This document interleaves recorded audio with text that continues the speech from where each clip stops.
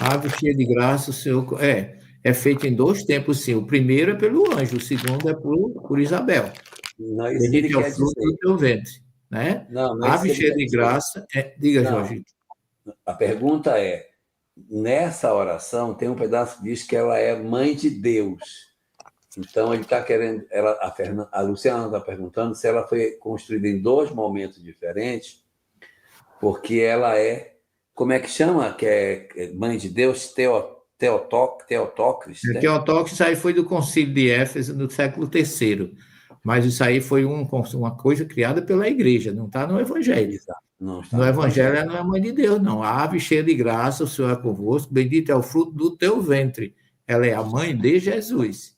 Se falasse que era mãe de Deus, ela já morria do coração ali. Primeiro que ela é judia.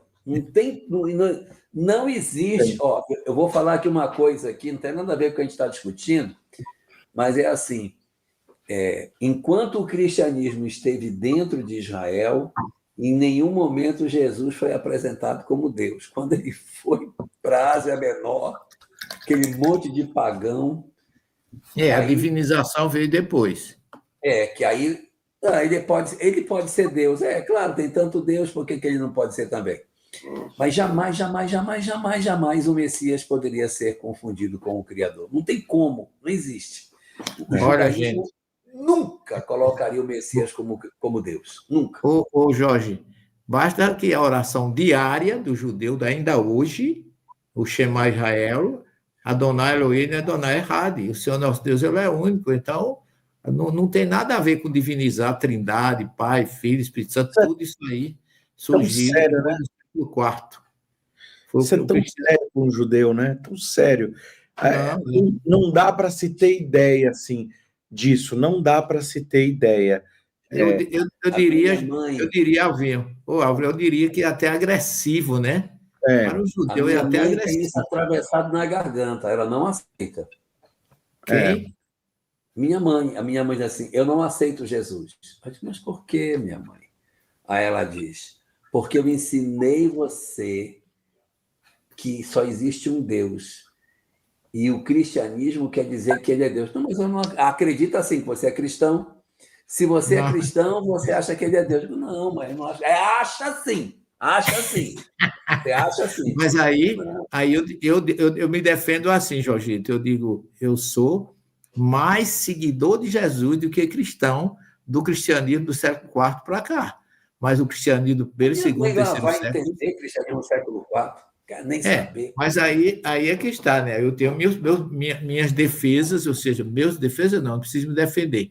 Eu tenho meus esclarecimentos baseados na própria história, porque nenhum sucessor de Jesus, nem irmão, nem apóstolo, nem discípulo, disseram que ele era Deus. Porque todos eram judeus, sabia que ele não era. E ele nunca disse. Não, isso não tem nem assim, não tem nem esquece, não tem nem espaço para discussão. E eu vou dizer, isso é tão sério que, por exemplo, eu vim ao espiritismo pela mediunidade, obsessão, ou mediunidade patológica. Então, eu queria respostas.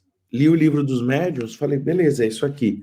Consigo identificar aqui o que está se passando na minha vida, o que pode ser mental, o que pode ser psicose, sei lá, eu tentava entender isso, eu queria entender o que estava se dando em minha vida. E nesse instante, quando eu conheço o espiritismo, passo a frequentar uma casa espírita, eu não queria ouvir falar de cristianismo e muito menos de evangelho, por várias razões. Jesus, para mim, não representava nada. 2, o que falavam do judaísmo, falavam errado. Então, eu ia ouvir a pessoa explicando qualquer coisa de judaísmo, estava falando cada abobrinha, que, assim, para eu que sou judeu e conheço aquilo, eu falava, gente, coitado, pessoal ignorante, você vê, não entendi nada de Bíblia. Eu pensava isso. Eu estou falando com uma pessoa que não conhece o judaísmo. Depois, quando eu estava nesse ambiente, o Elahá instruiu o João Aurélio, um amigo querido, que ele não falasse de Jesus para mim, que ele não fizesse o evangelho no lar, você não sei se você lembra disso lá, mas você falou para ele, estuda o livro dos espíritos com ele, na casa dele. Então eu não fazia evangelho no lar, eu fazia a leitura do livro. Quando tinha qualquer coisa de Jesus, eu simplesmente dava de louco. E ele falou assim, olha, pulava, se você quiser chegar no ESD, Álvaro, você precisa de fazer o AE. E o AE você estuda o Evangelho segundo o Espiritismo.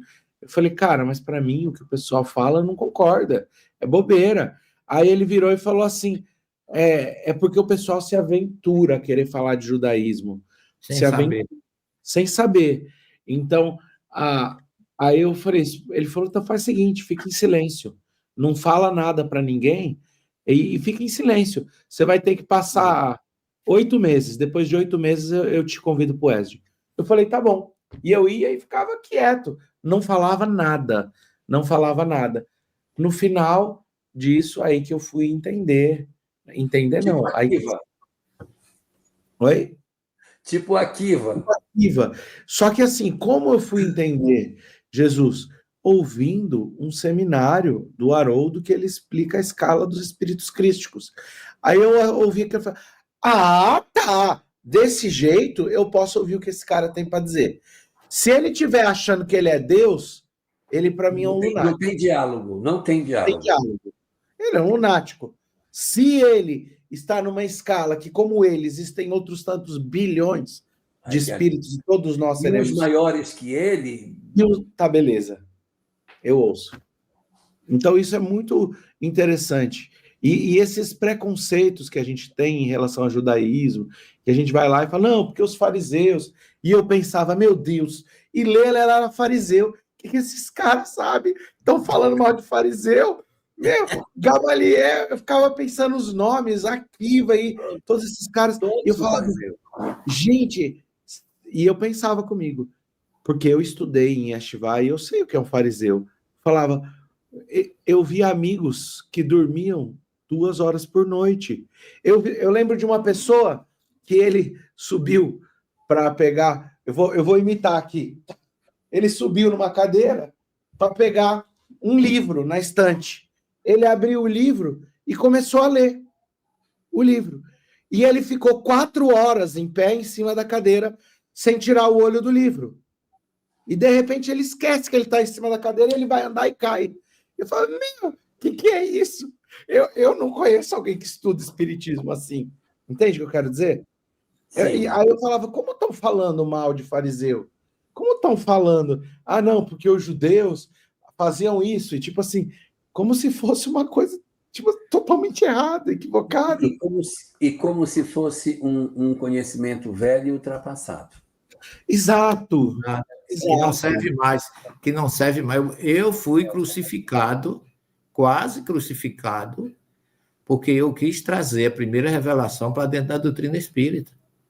Sofri demais, porque eu, como sou teólogo, eu não concebia que as pessoas chamassem Jesus de judeu, aliás, as pessoas condenassem os judeus sem saber que Jesus era judeu. Desnaturalizaram Jesus, se tornaram antissemitas, ocidentalizaram Jesus e criaram o verbo judiar. Né, professor? E aí aquilo me perturbava. Eu dizia, gente, se nós queremos defender a doutrina espírita como algo positivo, cristalino e complementar da primeira e segunda revelação, que é assim que Kardec apresenta, como é que a gente não vai conhecer a primeira e a segunda e falar da terceira como se fosse uma ilha? Por isso que o Álvaro tem razão. A gente escuta tanta heresia que parece até que quando se fala de fariseu é o Satanás. E eu, quando comecei a dizer nas minhas palestras que Jesus era fariseu, nossa senhora, eu fui para um centro, acabou disse que eu estava obsediado. Né? Porque Jesus nunca condenou os fariseus, ele condenava aqueles que ensinavam, sentava na cadeira de Moisés, ensinava certo, mostrava como era o certo, mas não fazia. A crítica dele era isso. Então, nós podemos dizer que muitos espíritas falam de doutrina muito bonito, mas não seguem o espiritismo, como ele nos indica que siga. Então, a preocupação de Jesus é a mesma que eu tenho. Eu não posso dizer que sou espírita e não ser compatível com o que o espiritismo me ensina. Viver espiritismo sem fanatismo, mas viver em autenticidade. era o que Jesus pregava como fariseu que era. Por que é que ele só atacava não, ele só salientava os fariseus? Porque eram os mais nobres, mais perto da Torá, os que conheciam a Torá, os que ensinavam a Torá, e não podiam ser incoerentes com a mensagem da Torá. Só por isso. Mas ele era fariseu. Ele combinava com tudo aquilo que o farisaísmo exigia. Isso aí, professor. O que temos mais? Eu estranhava, professor? Professor, todos nós aqui, o que eu estranhava é que as pessoas estavam lá falando que eram estudiosas e tipo assim, e na primeira série de judaísmo se equivocando. Então eu achava isso farisaico, tipo, você sem conhecimento querer falar de um assunto. Então, eu tô falando isso, gente, não é para dizer, não é para criticar e atacar ninguém. Não é isso não, tá? Nem eu. Quem sou eu? É só para dizer assim que a gente precisa de tomar cuidado. Então, quando eu vou falar de um assunto médico, eu falo assim, gente, me perdoem os médicos presentes, porque eu não sou médico.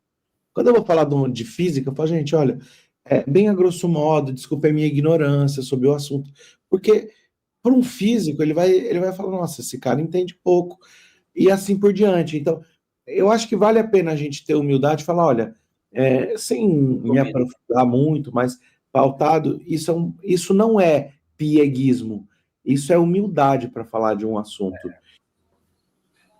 Exatamente. Se para falar da primeira revelação já tem todo esse desgaste, imagine falar de Krishna e Buda. Só isso. Nossa, Aí é pior. E olha, eu quero fazer uma observação com relação ao movimento espírita de alguns lugares. A dificuldade, professor Severino, que o senhor teve para falar da primeira, em alguns lugares do mundo a gente tem para falar da segunda. É mesmo. Tem lugares que a gente tem essa mesma resistência para falar da segunda. Vamos para a pergunta. Tem pergunta no painel, produção? Tem, Luciana Menezes. Gostaria de saber se a oração para Maria de Nazaré... Não, ainda não foi respondida. A Ave Maria foi feita em 2 épocas. Foi a primeira, da saudação do anjo e de Isabel. A segunda é que vem com o concílio de Éfeso, como falou aí o nosso querido Jorgito, quando Maria, o concílio se chamou Theotokos, quando Maria, em grego, passou a se chamar Mãe de Deus. Foi a Igreja Católica assim, historicamente, sem condenar. E ninguém me ouve rezando uma Ave Maria, dizendo Santa Maria, Mãe de Deus. Eu nunca digo. Santa Maria, Mãe de Jesus. Porque nem Jesus nunca se intitulou Deus. Até no último momento, Pai, perdoa, porque não sabe o que faz. Pai, em tua mão entrega o meu espírito. Pai, chegou a minha hora. Tudo, quando chamarei ele de bom, bom é meu Pai que está no céu. Então, ele nunca se colocou nessa condição. O que veio depois da divinização dele foi, historicamente, foi a igreja que o chama de divinizou, e o concílio de Éfeso transformou Maria em Mãe de Deus, já que Jesus era Deus. Foram 2 etapas distintas, Luciana. É mais ou menos isso, minha filha, resumidamente.